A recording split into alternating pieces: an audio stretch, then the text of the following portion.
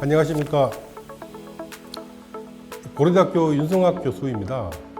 우크라이나 전쟁이 1년이 넘었습니다.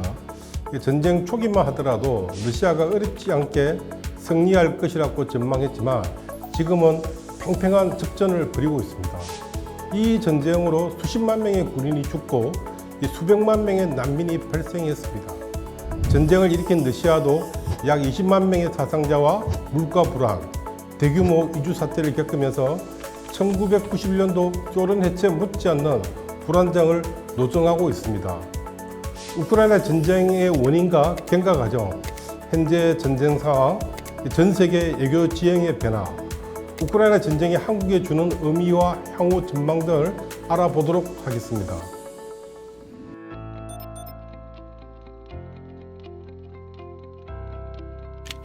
전쟁의 원인은 여러 가지가 있죠.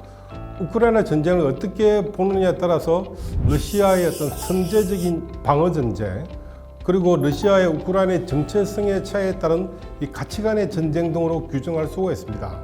다양한 시각에서 그 원인을 찾을 수가 있는데요. 현실주의 국제정치 이론가들은 우크라이나 전쟁을 이 나토의 동진과 러시아의 안보 불안을 지정학적 시각에서 보고 있습니다.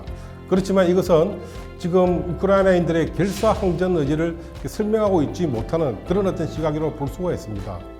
러시아와 우크라이나가 지정학적 관점에서 싸웠더라면 이 전쟁은 이미 오래전에 끝났을 것입니다. 우크라이나는 돈바스를 러시아에게 넘겨주고 중립을 보장받고 대신 러시아는 우크라이나가 나토에 가입하지 않는 조건으로 휴전협상이 이루어졌을 것으로 예측할 수가 있습니다. 이 전쟁이 지금까지 계속되고 우크라이나인들의 86%는 러시아가 핵무기를 사용한다고 하더라도 전쟁을 계속하겠다고 의지를 보이는 것은 이 전쟁이 한마디로 정체성의 전쟁이기 때문입니다. 이 공격주의 현실주의자로 잘 알려진 미국의 미어샤이머 교수는 푸틴의 전쟁 결정은 이 소련의 영향력을 제한하려는 몽상적인 것이 아니라 이 자국의 안보를 지키려는 합리적인 선택이라고 주장하고 있습니다. 그의 주장은 약소국 우크라이나가 강대국 러시아를 도발하여 전쟁을 자초했으며 이 비타협적인 젤렌스키가 전쟁의 진짜 원인이라는 극단적인 선동의 근거로 자주 인용되고 있습니다. 그러나 2021년 말까지 진행된 우크라이나와 러시아의 비밀 협상이 있는데 그 협상에서 젤렌스키는 러시아가 침략하지 않는다면 나토 가입을 포기하겠다고 양보했습니다.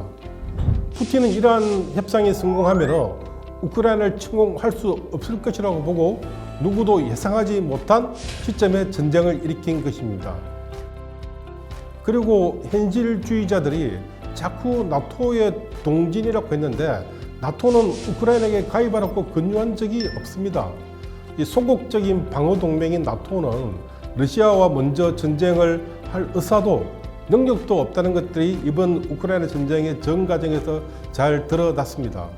동유럽과 구소련의 국민은 나토와 유럽이 번영과 평화를 보장한다는 것을 경험적으로 알고 유럽으로의 서진을 선택한 것입니다.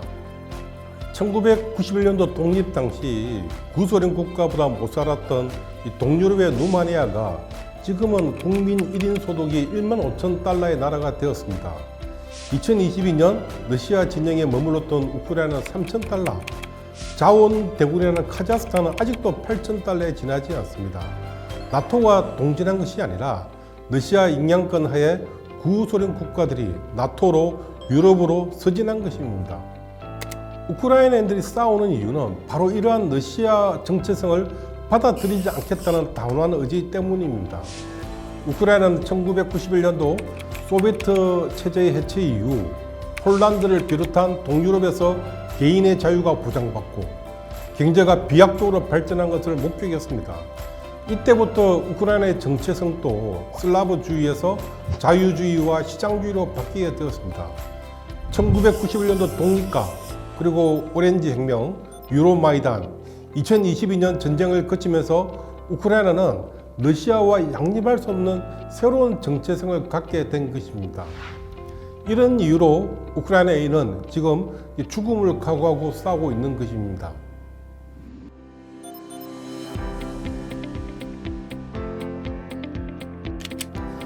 2022년 2월 24일 러시아가 우크라이나를 전면 침공했을 때 누구도 이 전쟁이 이렇게 오래 지속할 것으로 생각하지 못했죠. 푸틴은 러시아군이 키이우를 포위하면 48시간 안에 젤렌스키 대통령을 비롯한 고위 정치인들이 도주하고 72시간 이내에 괴뢰 정부를 세울 것이라고 자신했습니다. 미국 또한 우크라이나군의 허술한 전력을 고려하여 젤렌스키 대통령에게 망명을 권유했죠. 그렇지만 한 달 만에 상황은 완전히 바뀌었습니다. 러시아군은 수도 키이우와 제2의 도시 하르키우, 흑해의 가장 중요한 항구 도시인 오데사에 지금 접근조차 못하고 물러갔으며 오히려 우크라이나군은 11월 남부 헤르손을 탈환하고 동부 돈바스 지역 수복을 노리고 있습니다. 전쟁 1주년에 가장 주목해야 할 전선은 바흐무트 지역입니다. 바흐무트 시는 도네크주의 한 소도시에 불과한데 러시아는 2022년 8월부터 우크라이나 군이 점령한 이 도시를 탈환하기 위해 총공세를 퍼붓고 있죠. 바흐무트 북쪽에 있는 솔레다르에는 러시아의 민간 군사그룹 바그너 그룹이 공세를 가해 바흐무트 못지않게 치열한 전투가 벌어져서 마침내 러시아의 손안에 떨어졌습니다. 러시아군은 포격과 공습을 통해 바흐무트를 계속 타격했지만 도시는 쉽게 함락되지 않고 있습니다. 이 지역에서 전투는 참호전에다가 시가전이 섞인 행태로 진행되고 있습니다. 따라서 방어자에게는 매우 유리하지만 러시아군에는 여전히 병력의 수적 우위를 앞세워 큰 희생을 무릅쓰고 공격해야 되는 그런 어떤 상황입니다. 우크라이나 군 또한 상황이 어려워도 악착같이 버티며 바흐무트를 지나는 고속도로를 사수하고 있습니다. 그렇지만 점차 러시아군의 인해 전술을 당해내지 못하고 있는 그런 어떤 상황입니다. 미국과 서방은 우크라이나 전쟁을 끝내기 위해 마침내 우크라이나 군에다가 탱크 지원을 결정했고 우크라이나는 지금 3월 이후 대규모 서방제 전차를 앞세워 대대적인 반격을 준비하고 있습니다.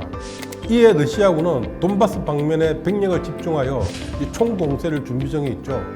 결국 이 전쟁은 올 봄에 혹은 올 여름에 서방제 전차와 장갑차를 앞세운 우크라이나군과 총동원령을 통해 확보한 거대한 인력과 화력을 집중한 러시아군과의 일대 결전에서 전쟁의 분수령이 갈릴 것으로 예상할 수 있습니다.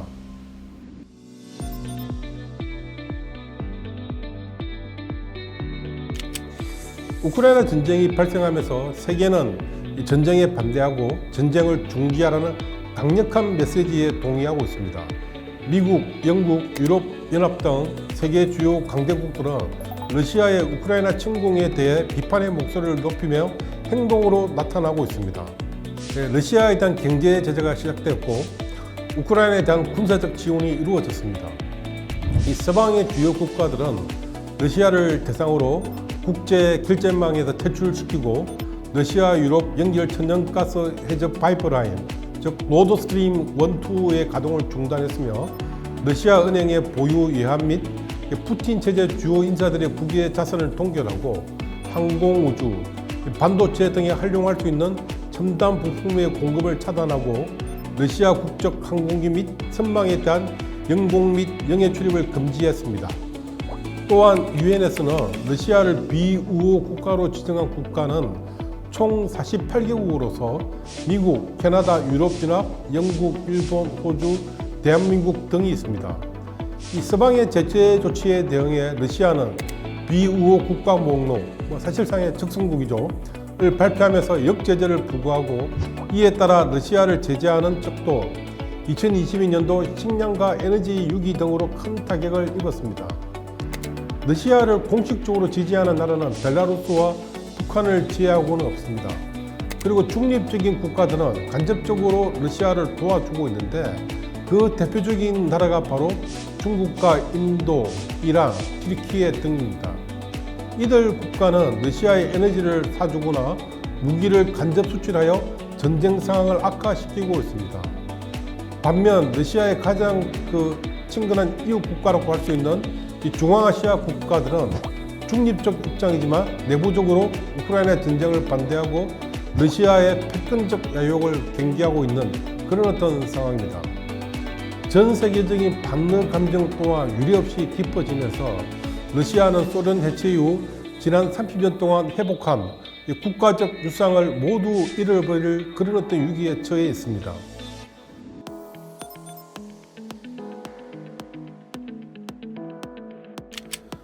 우크라이나 전쟁이 2024년도 올해 안에 끝난다면 이 단기전으로 보아야 하고요. 만약 그 이유가 되면 장기전으로 보아야 합니다. 이 전쟁은 사실상 제2차 세계대전급 전면전이며 총력전이기 때문에 일반적인 전쟁과는 차원이 다릅니다. 러시아는 가급적 이 전쟁을 장기전으로 끌고 가서 현재의 전선 아니면 돈바스 지역에서 우크라이나와 휴전을 모색하고 있습니다. 이러한 한국식 휴전에 대해서 우크라이나는 단호히 거부하고 있습니다. 그렇지만 우크라이나가 직면한 문제는 혼자서 이 전쟁 물자와 무기를 동원할 수 없다는 것입니다. 우크라이나가 이 전쟁에서 이기려면 지금의 방어선을 돌파하거나 아니면 러시아의 보급을 차단해 적의 공세를 종말점으로 몰아넣어야 합니다. 러시아의 보급 능력이 아무리 떨어진다고 하더라도 러시아는 엄연한 거대한 국가입니다. 석유를 팔아서 전쟁 자금을 조달할 수가 있고, 그리고 러시아는 세계 최대의 밀 수출 국가이기도 합니다. 우크라이나 또한 유럽과 미국의 전폭적인 지원을 받고 있기 때문에 러시아에 밀리지 않는 전쟁 수행력을 지금 갖고 있습니다. 그렇지만 이 전쟁의 승패를 좌우하는 것은 무기와 보급이 아닙니다. 더 중요한 것은 싸우겠다는 병사들의 사기라고 저는 생각하고 있습니다. 이런 점에서 푸틴을 제외하고 이 전쟁에 어떠한 열의를 갖고 있지 않는 러시아군과 반면 대통령부터 말단 장병까지 나라를 지키려고 자발적으로 군에 입대한 우크라이나 군의 사기는 비교할 수가 없습니다. 러시아군은 자신의 의사와 상관없이 강제적으로 동원되었죠. 이들은 사기도 훈련도 제대로 되어 있지 않습니다. 이런 이유로 첨단 무기를 앞세운 우크라이나 공세가 본격화되면 올해 안에 이 전쟁은 끝날 수가 있습니다. 우크라이나 전쟁이 주는 시사점은 저는 세 가지로 보고 있습니다. 첫째, 강대국 간의 힘 겨루기와 협상이 정작 이해 당사자인 우크라이나의 참여나 의사 없이 진행되고 있다는 점입니다. 9월 말 한반도가 청나라와 일본의 전쟁터가 되었고, 인천에서 러시아와 일본의 전쟁이 발생했습니다. 이 강대국의 흥정과 대결로 한반도의 운명이 결정되었고, 얄타 회담에서 강대국 간의 거래로 한반도의 분단이 결정되었습니다. 역사에서 강대국은 자신의 영토보다 경계 지역에서 더 많은 전쟁을 벌여왔습니다. 이런 의미에서 한반도가 전쟁터가 되지 않기 위해서는 스스로 힘을 키우고 외교 강국이 되어야 한다는 점을 이번 사태는 가르쳐주고 있습니다. 스스로 지킬 힘이 없으면 누구도 지켜주지 않는 게 냉정한 국제사회의 현실입니다. 둘째, 이 북한의 핵 문제가 쉽지 않게 전개될 것이라는 점입니다. 소련 해체 후에 핵폭탄, 약 수천 개의 핵무기를 보유한 세계 3위 핵 보유국이었던 우크라이나가 핵을 순순히 포기함으로써 오늘날 러시아 침공을 속수무책으로 당하고 말았습니다. 물론 당시 심각한 경제 위기를 겪고 있고 핵무기를 제대로 통제할 수 없었던 우크라이나 정부 역량도 문제지만 너무 쉽게 핵을 포기했다는 비판은 지금까지 이어지고 있습니다. 이런 점에서 핵 포기 압력을 받은 북한은 결코 이제 핵을 포기하지 않을 것으로 예상할 수가 있겠습니다. 셋째, 이 강력한 동맹 없이는 힘의 논리가 지배적인 국제 정치에서 약소국은 버틸 수 없다는 것들을 이번 우크라이나 전쟁은 보여주었습니다. 특히 강대국의 전략적 이해관계가 직접적으로 충돌하고 민감하게 교차하는 지정학적인 공간에서는 동맹의 중요성이 다시 한번 부각되었습니다. 러시아가 부당한 침략을 자행해서도 불구하고 어떤 나라도 우크라이나를 도우려 오지 않았습니다. 미국과 중국, 미국과 러시아 사이에 있는 한국도 전략적인 동맹 관계인 미국과의 관계를 보다 튼튼하게 구축해야 한다는 것들을 이번 우크라이나 전쟁은 잘 보여주었습니다. 감사합니다.